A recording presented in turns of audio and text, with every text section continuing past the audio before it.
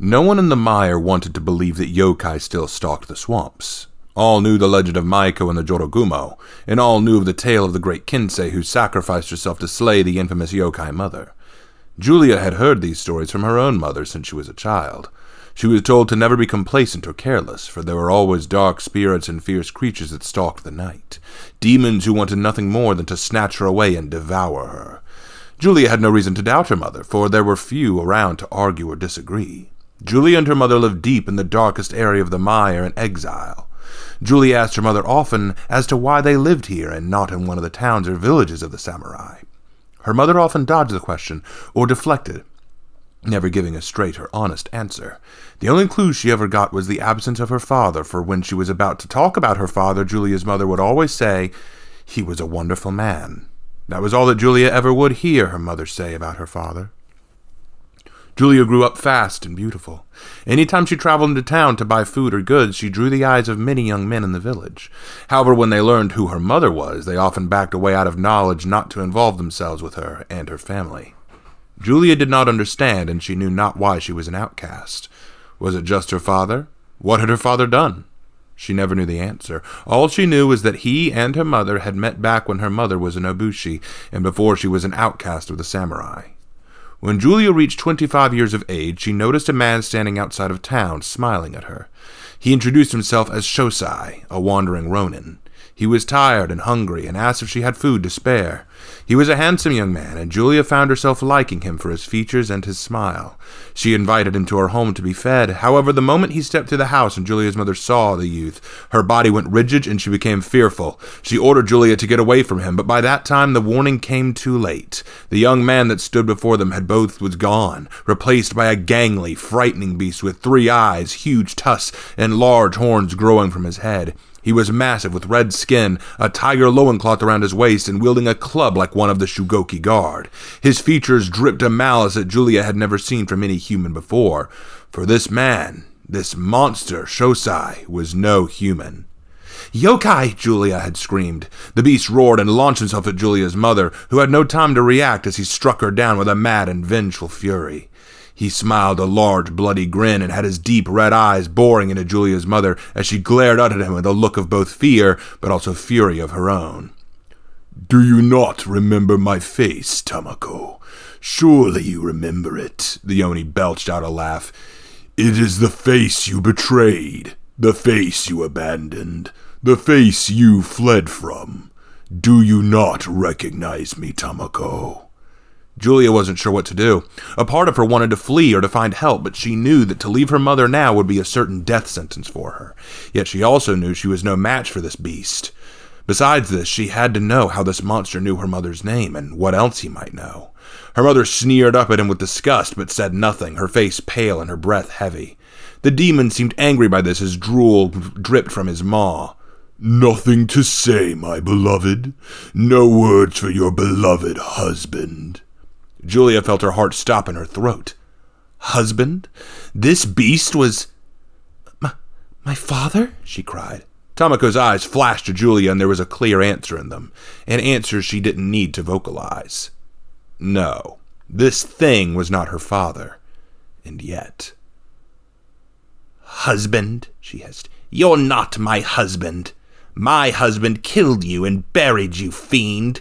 "That wretch is not here now, though, is he?" the Oni barked. "My only regret is that I could not be the one to kill him myself." "If you wish to kill me, do so," Tamako snarled. The Oni gave another belching laugh before grabbing Tamako's neck in his massive, ugly hand. Julia wanted to run at him and hit him, to strike him, and then she remembered her mother's spear. She finally found the strength in her legs to run to the closet beyond the kitchen and find the spear that she kept locked away. As she did, she couldn't help but overhear what was said. And she wanted to hear it. She wanted to know what this monster had to say to his mother. "Why did you not love me like you loved him, Tamako? Tell me that. What did I lack?" he hissed coldly. "This form you are now in, Shosai? This wretched appearance? I recognize it easier than your old human face, for this was what you always were beneath the surface. You were never a man to me, Shosai. You were never a human with a heart. All you ever were. and all you ever will be. Is a monster!" Julia heard the monster Shosai roar in rage, and without wasting any other moment, she pulled the long pole-arm from its resting place. She rushed to destroy the Oni with it. She ran back to the entryway where the Oni was raising its club to strike down her mother. With a scream, she thrust the spear at the monster and saw the steel bury itself into its hide. The beast howled but spun and backhanded Julia away with a bellow. Julia flew across the hall and crashed into the wall, slumping to the floor, her vision fuzzy and her ears ringing. "This is the seed of that bastard, the filthy product of your betrayal," he sneered. "I knew it. I can smell his stink on her." "Leave her be, Shosai," Tamako barked. "She has nothing to do with what I did to you." "She is the offspring of your treachery," Shosai argued, "while she draws breath. While you both continue to live, your sin will not be purged." He then spun and raised his club above his head, and with a howl he brought it down on Tamako. The sound of crunching, shattered bones split the night, and Julia looked on mortified. She felt tears rush to her eyes as she looked at her mother laying on the ground, her body all but crushed by the monstrous club. Shosai glared down at her before turning to Julia. "No, no, please," she cried. The demon, to her surprise, had tears in his eyes too. Was Shosai weeping for her mother? "Filthy girl, disgusting seed of that bastard," he hissed. "Were I able to kill you alone and spare your mother, I would have. For she was not tainted as you are." "Get away from me!" she screamed as he raised his club. She covered her face, prepared for the coming death. The door behind her suddenly slid open fast, and she heard something rush inside, speaking a strange language. The next thing she felt was the sudden sensation of powder floating around her and down onto her face, and the horrid scream followed it. She opened her eyes, and there was a man standing over her, holding a long bow staff in his hand. His hair was dark brown and wavy, and he was holding out his hand. He was chanting something in a language she'd never heard, and there was salt floating in the air and onto the ground. The demon Shosai was screaming and howling, backing off fast. The staff-wielding intruder swung his staff and caught the demon across the head. It howled and took a swipe at him with his own club, but the warrior deflected the blow and returned one of his own, always chanting that same strange talk. She watched weakly, and through tearful eyes the battle unfolded until, at last, the Oni was forced to leap through the wall itself and flee into the night, escaping the furious man before her. With the demon gone, the man turned to gaze at Julia and knelt down. He had almond eyes, and he had a kind face. He reached out to her, and Julia didn't have the energy to resist him as he checked her injuries. "Nothing serious? Are you all right?" he asked. His Japanese was a little weak, but you could understand him well enough. He sounded like he was forcing himself to speak, which was strange since he looked like a product of the mire. Was he perhaps one of the strange Wu Lin? My mother," she croaked. "My mother, please."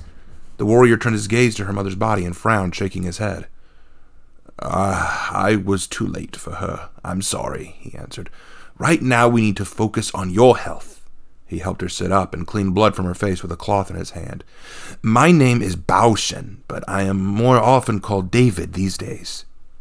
For the rest of the night, Bao-Shen treated Julia's wounds and worked to clean some of the mess left by the demon. He had Julia standing off to the side, still gripping her spear with trembling hands as she struggled to understand all that had happened. Her gaze kept shifting over to the destroyed body of her mother, then to the giant hole in the wall that the demon had used to escape. There was no question now, to her at least. Yokai were real. Her mother had been right. All that time she was right, and she'd been killed by one. "It seems that was an Oni, an ogre," Bao-Shen had explained. "They are what happens when a wicked man dies and returns as a vengeful and violent beast. I've been hunting this one for some days now. I only learned recently of its history with your mother, but I was too late to prevent him from killing her. Again, I apologize." Julia didn't respond, only stared in disbelief, still processing everything. Bao-Shen noticed her expression, fell silent, and returned to his work. He said he was my mom's husband," Julia finally croaked out. "No," Bao-Shen answered. "I dug some into the demon's life before his resurrection. He was arranged to marry your mother. She fled and married another man, bringing shame on himself, his clan, and her own. The demon's former name was Masayori Shosai. "Shosai," Julia hissed.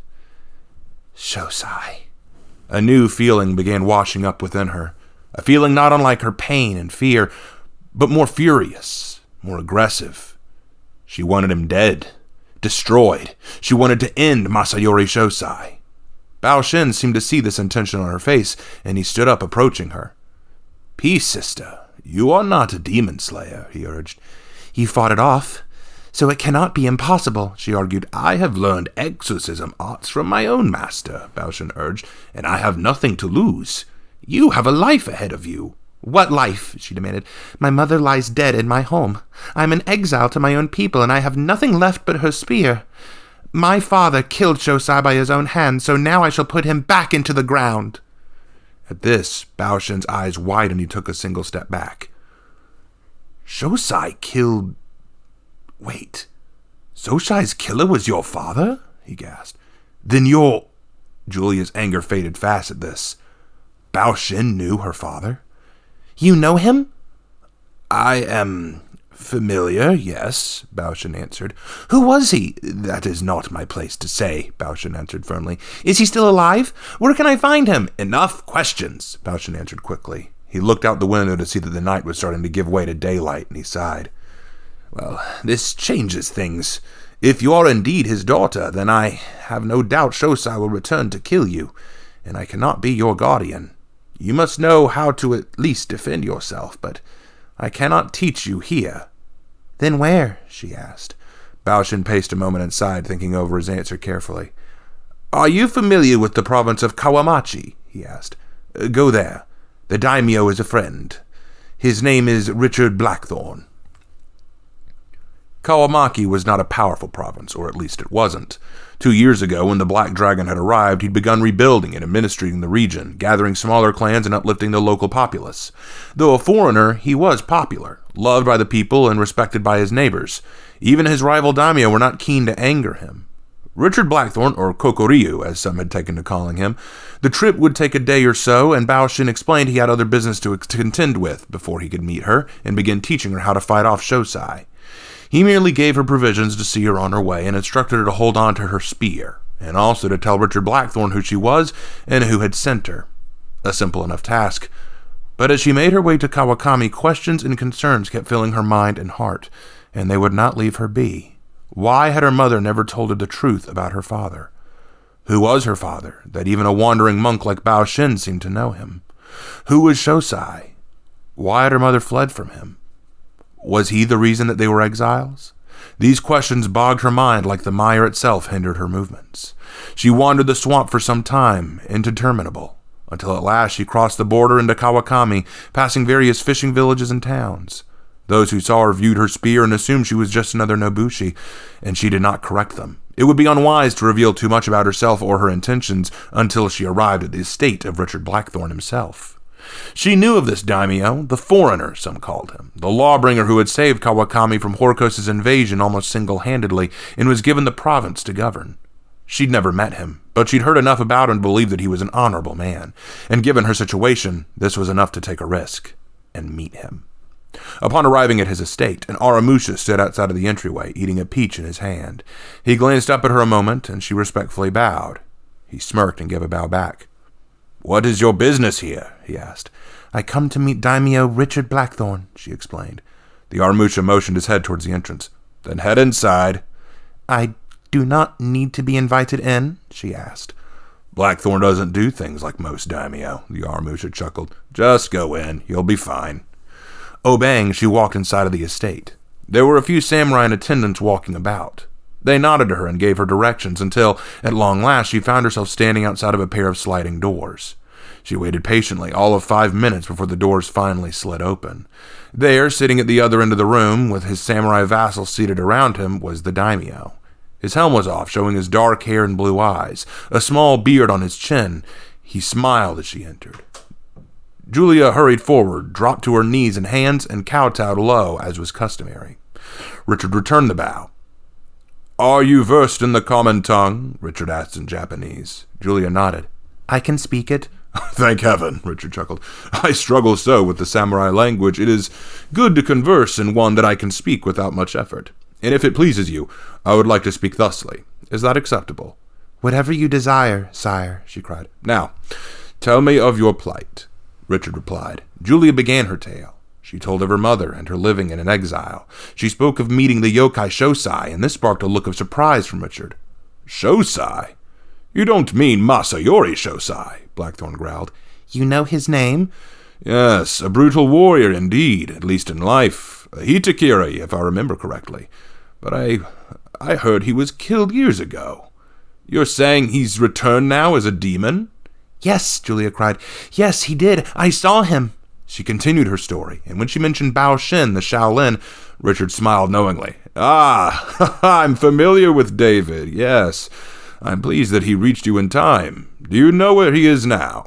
"He said he would be along soon, but I do not know where he is," Julia answered. Richard nodded and stroked his chin. I must wonder, though. Shosai, why would he target you and your mother, unless... who is your mother? What was her name?" Richard asked. "She was Tamako. Her name was Naito Tamako."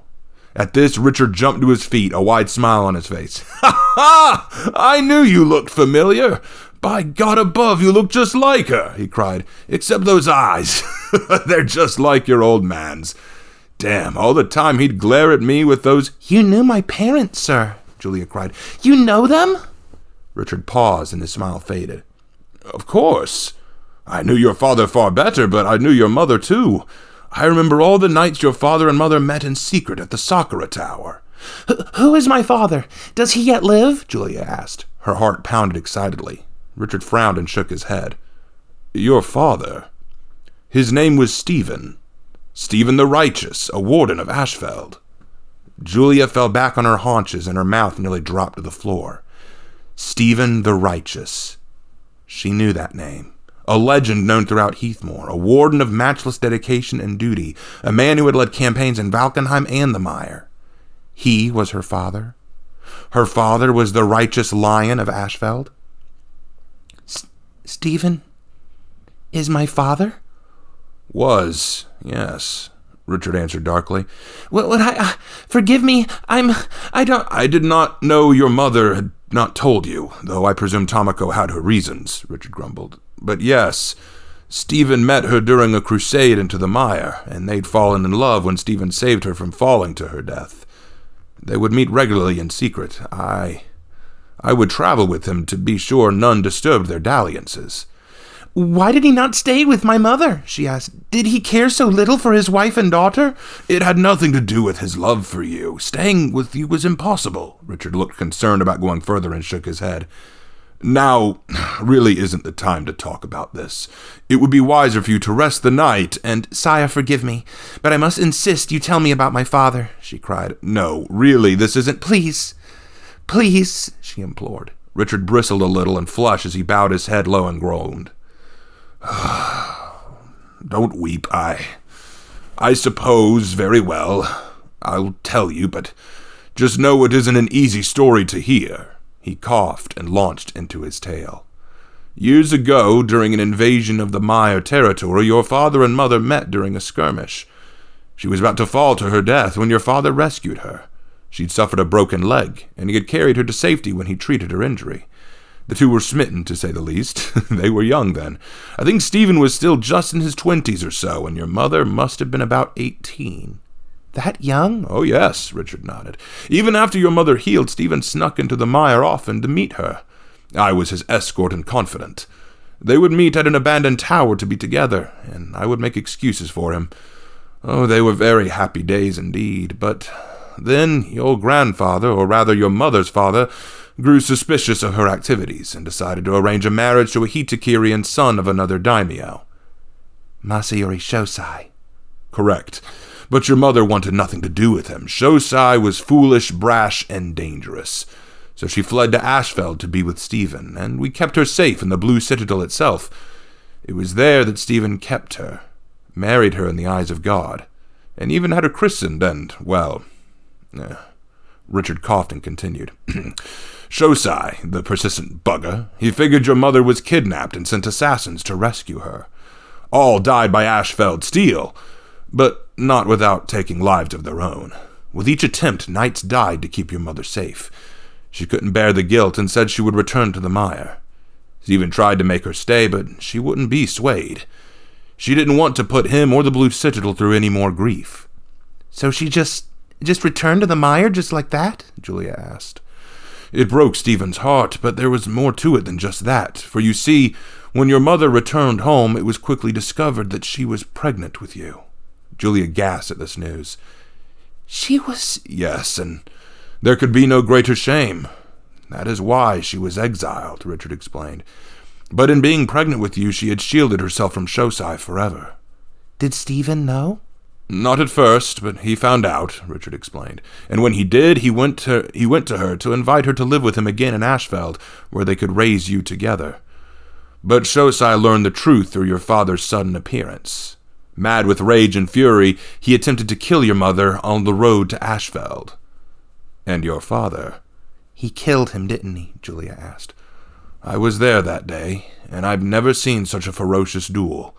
That day Shosai died at the hands of Stephen, but in his death Stephen was an eternal enemy of the mire. It appeared that, again, Stephen had kidnapped your mother, and had also killed Shosai, the son of a daimyo. The full force of the mire was bound to come down on him for this crime, so your mother elected to return to the mire and stay there to save Stephen's life. Stephen, well, he swore one day he'd come for her.